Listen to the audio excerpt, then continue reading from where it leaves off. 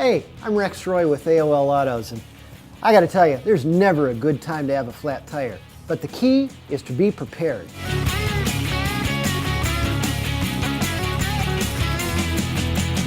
Now, before a flat strands you by the side of the road, you need to know where your spare tire is. In the Mustang, it's in the trunk. In the Dodge, it's underneath here.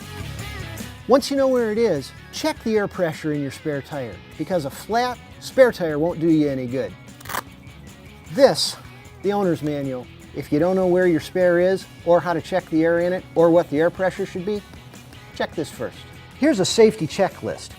Pull off to a safe place. Don't stop in the middle of the road. If you're on a highway and can make it to an exit or a rest stop, do it.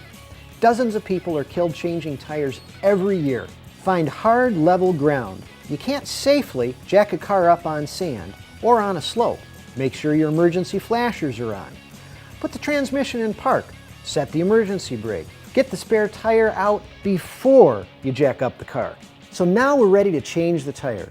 Position the jack at the proper jacking point. Again, find that in your owner's manual or just look under the car. Normally you can see an area that's reinforced for jacking. If you put the jack in the wrong spot, you can even put a hole in the floor of the car. Now these are all the tools we need to change the tire. These two pieces came with the Ford. These are two different types of lug nut wrenches you can use. They give you more leverage to get the lug nuts off. Makes it a lot easier. Now before I get the tire all the way off the ground, it's important that you break the lug nuts free. That way you're not torquing on the car when it's lifted off the ground. This is safer. Pull the wheel off. Sometimes you'll need to break the wheel free from the hub by smacking the top edge with the heel of your hand. Wheels and tires are heavy, so be careful. Well, we got the tire back from the shop. It was nothing but a nail, easy repair. Now I'll get the tire back on the hub. I'm going to start the lug nuts just with my fingers, and then I'll tighten it up after I've lowered the wheel so there's some tension on it. Now that I've got some weight on the wheel, I can tighten up the lug nuts the rest of the way, and then I'll lower the car the rest of the way.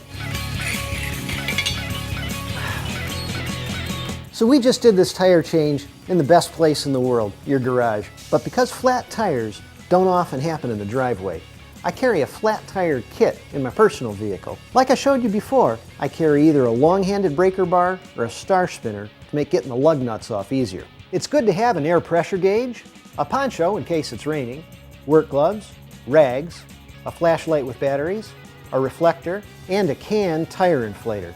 These work great to temporarily fix small air leaks. If your car has a tire pressure monitoring system, make sure the inflator you use is safe for these.